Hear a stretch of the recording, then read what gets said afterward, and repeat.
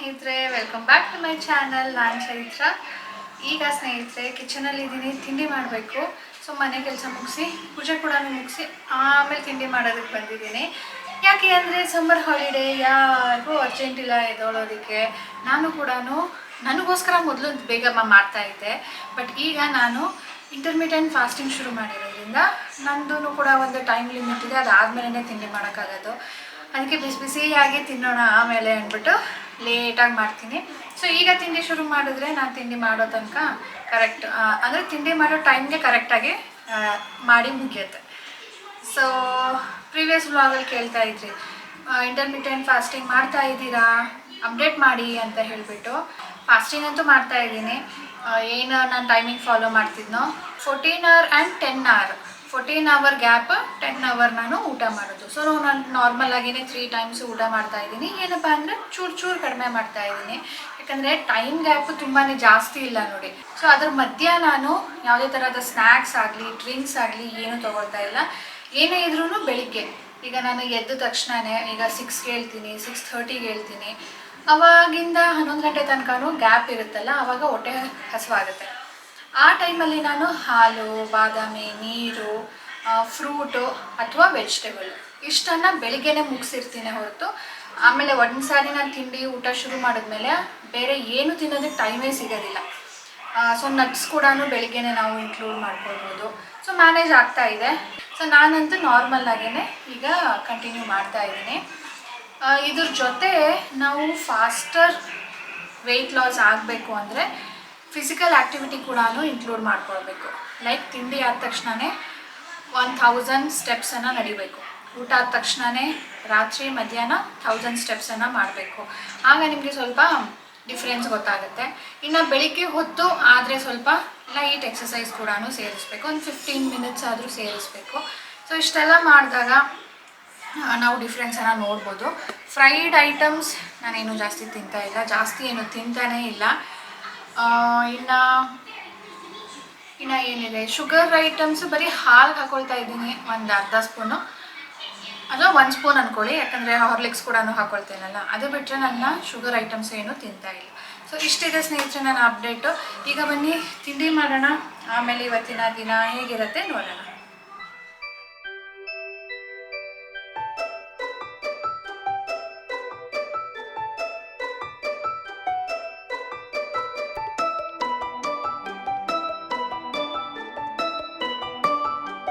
ಸ್ನೇಹಿತರೆ, ಈಗ ಸ್ವಲ್ಪ ದಿನದಲ್ಲಿ ನಾನು ಉಪ್ಪಿನಕಾಯಿ ಹಾಕೋದನ್ನು ತೋರಿಸಿದ್ದೆ. ಸೊ ನೋಡಿ, 3 ದಿನ ಆದಮೇಲೆ ಇದು ಈಗ ಟೇಸ್ಟ್ ಮಾಡೋದಕ್ಕೆ ರೆಡಿಯಾಗಿದೆ.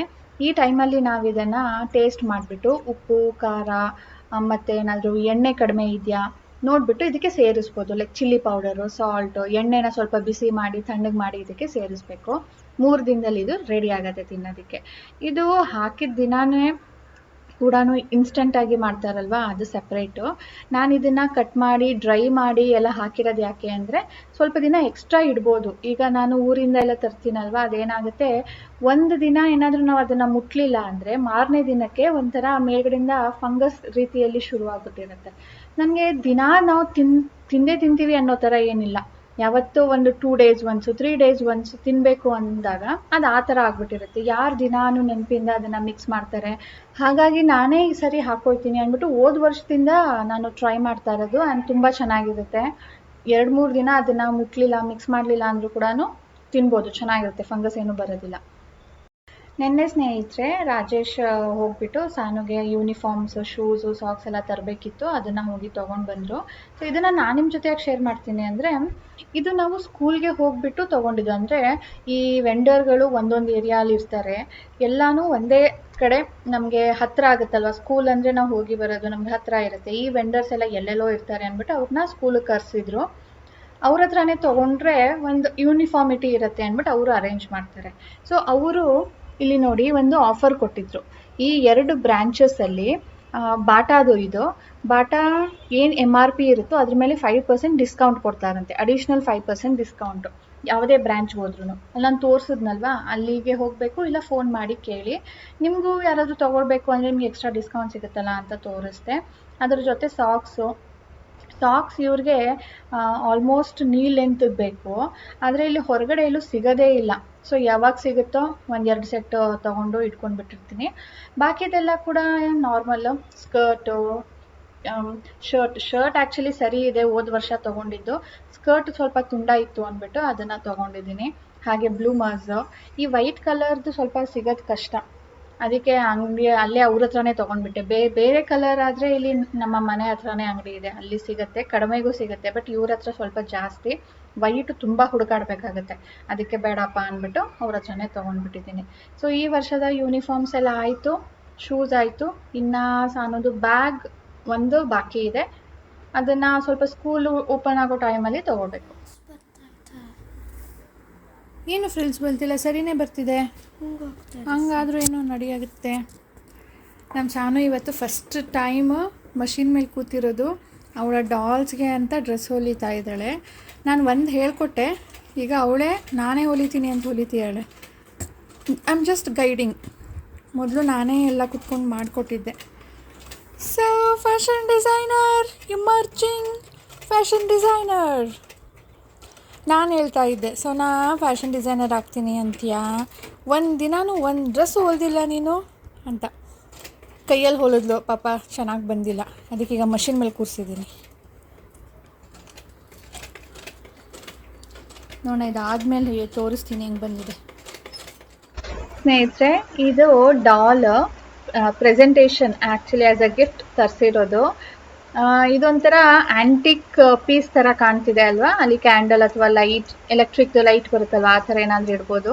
ಸೊ ಇದು ಸೆಟ್ ಆಫ್ 2, ಅಂದರೆ ಒಂದೇ ಒಂದು ಆಪ್ಷನ್ ಇರಲಿಲ್ಲ, 2 ಅಥವಾ 3 ತೊಗೊಳ್ಬೇಕಿತ್ತು. ಇದು ಕಲರಲ್ಲಿ ಸಿಗತ್ತೆ, ಅದರ್ವೈಸ್ ಫುಲ್ ಬ್ರಾಸ್ ಥರ ಸಿಗತ್ತೆ ವಿತೌಟ್ ಕಲರ್.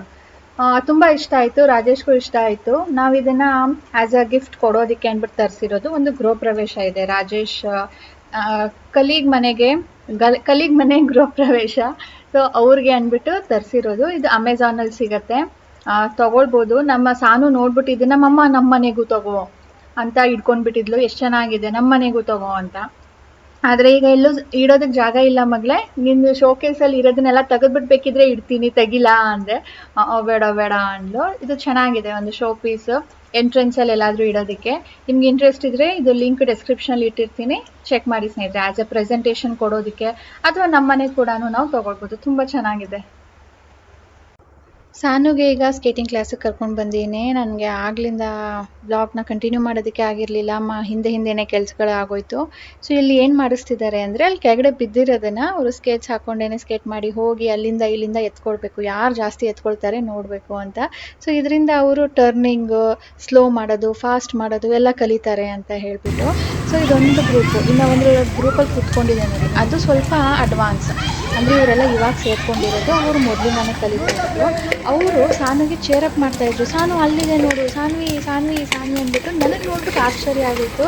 ಯಾಕಂದರೆ ಅವರು ಸಾನು ಸೇರ್ಕೊಂಡು 3 ವಾರ ಆಗಿದೆ ಅಷ್ಟೇ, ಅವರು ಅಷ್ಟೊಂದು ಒಳ್ಳೆ ಫ್ರೆಂಡ್ಶಿಪ್ ಮಾಡ್ಕೊಂಡಿದ್ದಾರಲ್ಲ ಅಂಥೇಳಿ. ಸಾನು ಜಾಸ್ತಿ ಮಾತಾಡೋಕ್ಕಾಗಲ್ಲ ಅವ್ರ ಜೊತೆ, ಅವ್ರಿಗೆ ಬೇರೆ ಕ್ಲಾಸಸ್ ನಡೀತಾ ಇರುತ್ತೆ. But still they were cheering for Saanvi.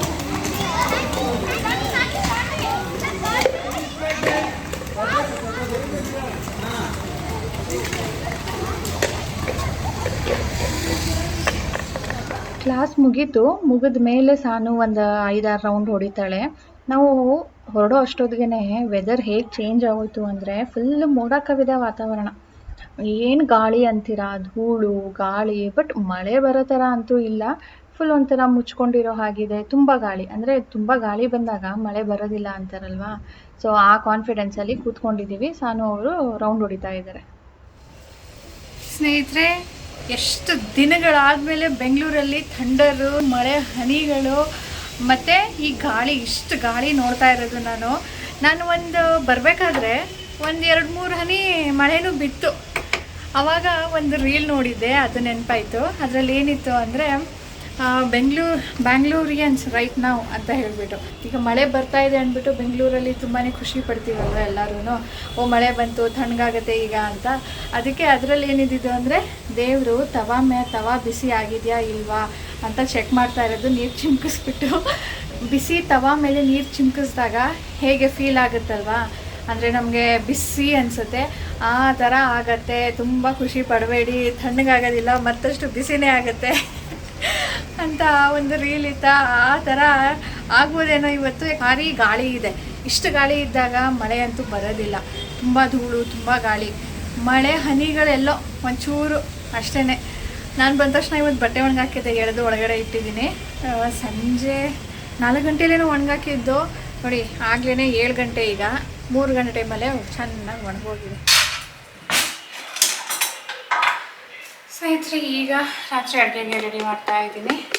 ಮತ್ತು ಇವತ್ತು ರಾಜೇಶ್ ಆಫೀಸ್ಗೆ ಹೋಗಿದ್ರು. ಬರಬೇಕಾದ್ರೆ ತಾಟಿ ಲಿಂಗ ತಂದಿದ್ದಾರೆ, ಐಸ್ ಆ್ಯಪಲ್. ಸಾನುಗಿದು ಎಷ್ಟು ಫೇವ್ರೇಟ್ ಅಂತೀರಾ. ಎಲ್ಲಿ ನೋಡಿದ್ರು ನಾವು ಮುಂದೆ ಬಂದುಬಿಟ್ಟಿರ್ತೀವಿ ಗಾಡಿಯಲ್ಲಿ, ice apple ice apple ice apple ಅಂತ ಕೂಗೋಕ್ಕೆ ಶುರು ಮಾಡಿಬಿಡ್ತಾಳೆ. ಸೊ ರಾಜೇಶ್ ಮನೆಯಲ್ಲಿ ಖಾಲಿ ಆದ ತಕ್ಷಣವೇ ಎಲ್ಲಿ ನೋಡ್ತಾರೋ ಅಲ್ಲಿನ ತಂದುಬಿಡ್ತಾರೆ. ಇದು ಸ್ವಲ್ಪ ದಪ್ಪ ದಪ್ಪ ಇದೆ, ಅಂದರೆ ಇದರಲ್ಲೂ ಬಲ್ತಿರೋದು ಎಳೆದು ಎಲ್ಲ ಸಿಗುತ್ತಂತೆ. ರಾಜೇಶ್ ಯಾವಾಗಲೂ ಮೀಡಿಯಮ್ದು ಕೊಡಿ ಅಂತ ಕೇಳ್ಬಿಟ್ಟು ತೊಗೊಳ್ಳೋದು. ಇದು ಯಾಕೋ ಸ್ವಲ್ಪ ಬಲ್ತಿರೋ ಥರ ಇದೆ. ಬಲ್ತಿರೋ ಥರ ಇದ್ದರೆ ಅಷ್ಟೊಂದು ಜ್ಯೂಸಿ ಇರೋದಿಲ್ವಂತೆ, ಸ್ವಲ್ಪ ಚೀವಿ ಇರುತ್ತಂತೆ, ಅಂದರೆ ಜಾಸ್ತಿ ಅಗಿಬೇಕು. ಬೇರೆದಾದರೆ ಸ್ವಲ್ಪ ಮೀಡಿಯಮ್ದು ಆದರೆ ಈ ಟೆಂಡರ್ ಕೊಕೊನೆಟ್ದು ಕೊಬ್ಬರಿ ಹೆಂಗಿರುತ್ತಲ್ವ, ಗಂಜಿ ಥರ, ಆ ಥರ ಇರುತ್ತಂತೆ. ಸಾನುಗೆ ತೆಗೆದಿಟ್ಬಿಟ್ಟು ಬಾಕಿದನ್ನು ಫ್ರಿಜ್ಜಲ್ಲಿ ಇಡ್ತೀನಿ. ಬೇಡ, ಬರೀ ಒಂದೇ ಒಂದು ತಂದಿದ್ದೀರಾ, 2 ತರಬೇಕಿತ್ತು, 4 ತರಬೇಕಿತ್ತು ಅಂತ ಅವಳು. ಮೊದಲಂತೂ ಸ್ವಿಮ್ಮಿಂಗ್ ಕ್ಲಾಸಸ್ಗೆ ಹೋಗ್ತಿದ್ಲಲ್ವ, ಅಲ್ಲೇ ಹೋಗೋ ದಾರಿಯಲ್ಲೇ ಇರ್ತಾ ಇತ್ತಂತೆ. ಖಾಲಿ ಆಗ್ತಾ ಇದ್ದಂಗೆ ತೊಗೊಂಡು ಬರೋದು, ದಿನ ತಿಂತಾಯಿದ್ರು. ಈಗ ಆ ಕಡೆ ಹೋಗ್ತಾ ಇಲ್ಲ, ಅಪರೂಪಕ್ಕೆ ಎಲ್ಲಿ ನೋಡ್ತಾರೋ ಅಲ್ಲಿ ತೊಗೊಂಡು ಬರ್ತಾರೆ. ಆಯಿತು, ಈಗ ಅಡುಗೆ ಮಾಡೋಣ. ಇನ್ನೂ ಒಂದು ಸ್ನೇಹಿತರೆ, ಈಗ ಸಮ್ಮರ್ ಅಲ್ವಾ, ಸಮ್ಮರಲ್ಲಿ ಎಲ್ಲರೂ ಸಂಡಿಗೆ ಮಾಡ್ತಾರೆ, ಚಿಲ್ಲಿ ಪೌಡರ್, ಕೊರಿಯಾಂಡರ್ ಪೌಡರ್, ಮಸಾಲೆ ಪದಾರ್ಥಗಳೆಲ್ಲನೂ ಮಾಡಿ ಇಟ್ಕೊಳ್ತಾರೆ. ನಾನು ಯಾವುದು ಸಂಡಿಗೆನೇ ಮಾಡಿಲ್ವಲ್ಲ, ಯಾವುದಾದ್ರೂ ಒಂದು ಈಸಿಯಾಗಿರೋ ಟ್ರೈ ಮಾಡಬೇಕಲ್ಲ ಅಂತ ಅಂದ್ಕೊಳ್ತಾ ಇದ್ದೆ. ಆವಾಗ ನನಗೊಂದು ರೀಲ್ ನೋಡಿದೆ, ಸಿಕ್ತು. ಅದರಲ್ಲಿ ಹೇಗಿತ್ತು ಅಂದರೆ ಸಾಬುದಾನ ಯೂಸ್ ಮಾಡಿಕೊಂಡು, ಸಾಬುದಾನ ಅಂದರೆ ಸಬ್ಬಕ್ಕಿನ ಯೂಸ್ ಮಾಡಿಕೊಂಡು ಮಾಡೋವಂಥ ಸಂಡಿಗೆ ತುಂಬಾ ಈಸಿ ಇತ್ತು, ಇಂಟ್ರೆಸ್ಟಿಂಗ್ ಅನ್ನಿಸ್ತು. ಅದಕ್ಕೆ ನಾನು ಕೂಡ ಟ್ರೈ ಮಾಡಿದ್ದೀನಿ. ಇದು ಹೇಗಪ್ಪ ಅಂದರೆ ಸಬ್ಬಕ್ಕಿ ತೊಗೊಳೋದು. ಸಬ್ಬಕ್ಕಿ ನಾನು ಫಸ್ಟ್ ಟೈಮ್ ಅಲ್ವಾ, ಸ್ವಲ್ಪ ಕಡಿಮೆನೇ ಎಕ್ಸ್ಪೆರಿಮೆಂಟ್ ಮಾಡೋಣ ಅಂದ್ಬಿಟ್ಟು ಒಂದು ಬಟ್ಲಷ್ಟು ತೊಗೊಂಡಿದ್ದೀನಿ. ಇದನ್ನು ಒಂದು 4 ಸಾರಿ ಆದರೂ, ಒಂದು 3 ರಿಂದ 4 ಸಾರಿ ಆದರೂ ಕ್ಲೀನಾಗಿ ವಾಶ್ ಮಾಡಬೇಕು. ನೀವು ನೀರು ಹಾಕಿ ಕೈ ಆಡಿಸ್ತಾ ಇದ್ರೆ ಗೊತ್ತಾಗುತ್ತೆ ನಿಮಗೆ, ಬೆಳ್ಳಗೆ ಕಾಣುತ್ತೆ. ಸೊ ಅದೆಲ್ಲ ಕಡಿಮೆ ಆಗೋ ತನಕನೂ ನೀಟಾಗಿ ವಾಶ್ ಮಾಡ್ಕೊಳ್ಬೇಕು.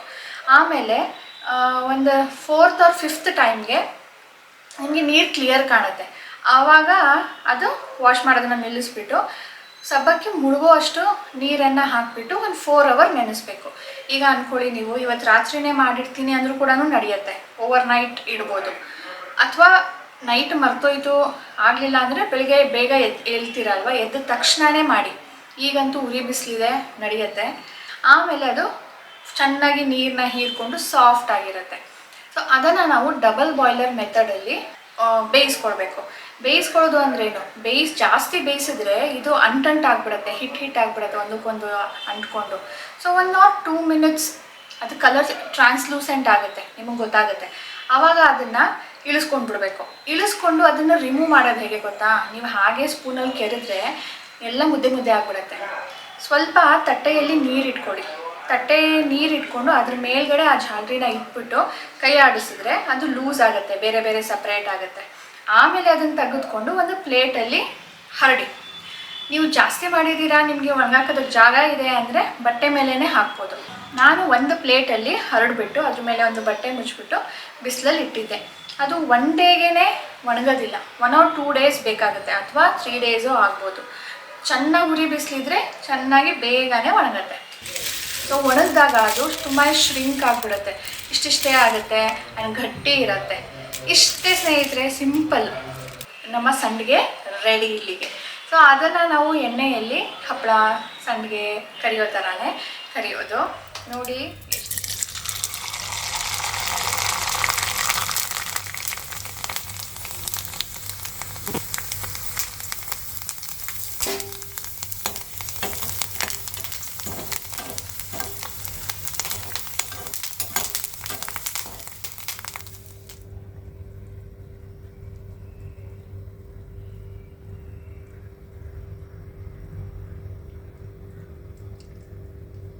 ಇದು ನೋಡಿ ಎಷ್ಟು ಚೆನ್ನಾಗಿದೆ ಅಲ್ವಾ. ಮಕ್ಕಳಂತೂ ತುಂಬಾ ಇಷ್ಟಪಟ್ಟು ತಿಂತಾರೆ. ನಮ್ಮ ಸಾನುಗೂ ತುಂಬ ಇಷ್ಟ.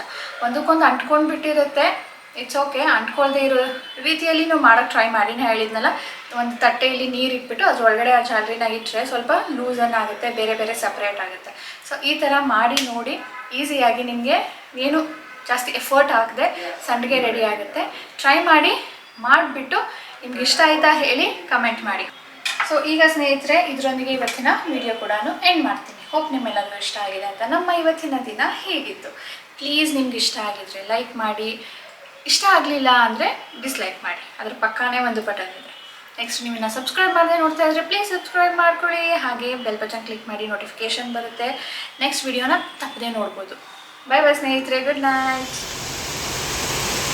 ಬೆಂಗಳೂರಲ್ಲಿ ನಮ್ಮ ಏರಿಯಾಲಿ ಫಸ್ಟ್ ಮಳೆ ಬರೋ ಥರನೇ ಇರಲಿಲ್ಲ, ಜೋರು ಒಟ್ಟಿಗೆ ಶುರುವಾಗೋಯ್ತು. ಎಷ್ಟೊತ್ತು ಬರುತ್ತೆ ಗೊತ್ತಿಲ್ಲ. ಒಂದು 2 ಮಿನಿಟ್ಸ್ ಬಂದರೂ ಬರ್ಬೋದು, 5 ಮಿನಿಟ್ಸ್ ಬಂದರೂ ಬರ್ಬೋದು.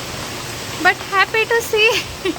ನೆನೆ ಎಲ್ಲ ನ್ಯೂಸಲ್ಲಿ ಅದೇ ಹೇಳ್ತಾಯಿದ್ರು, ಇವತ್ತು ಬೆಂಗಳೂರಲ್ಲಿ ಮಳೆ ಬಂದಿದೆ, ನಾಳೆ ಏನಾದರೂ ಬರಲಿಲ್ಲ ಅಂದರೆ ನಮ್ಮ ಹಾಲತ್ ಏನಾಗುತ್ತೆ ಗೊತ್ತಿಲ್ಲ ಅಂತ. ನಮ್ಮ ಏರಿಯಲ್ಲಿ ನೆನ್ನೇನು ಬಂದಿರಲಿಲ್ಲ, ಇವತ್ತೇ ಬಂದಿರೋದು. ಸೆಕೆ ಅಂತೂ ಇತ್ತು ಬೆಳಿಗ್ಗೆಯಿಂದ. ನೆನ್ನೆ ಹೇಳಿದ್ನಲ್ವಾ, ಮಳೆ ಏನು ಬಂದೇ ಇಲ್ಲ, 1-2 ಹನಿ ಬಿತ್ತು ಅಂದ್ಬಿಟ್ಟು. ಸೊ ಇವತ್ತು ಜೋರು ಬರ್ತಾಯಿದೆ ನೋಡಿ. ನಿಂತೇ ಹೋಯ್ತು ಆಲ್ರೆಡಿ ನೋಡಿ. ಕೈಗೇನು ಬರ್ತಾನೆ ಇಲ್ಲ, ಬೀಳ್ತಾನೇ ಇಲ್ಲ ಮಳೆ. ಚೆನ್ನಾಗಿ ಘಮ, ಎಷ್ಟು ಚೆನ್ನಾಗಿದೆ ಗೊತ್ತಾ ಮಣ್ಣಿನ ಘಮ. ಎಷ್ಟು ತಿಂಗಳಾನ್ಗಟ್ಲೆ ಆಗಿತ್ತು ಮಳೆ ಬಂದು, ನಿಂತೇ ಹೋಯ್ತು.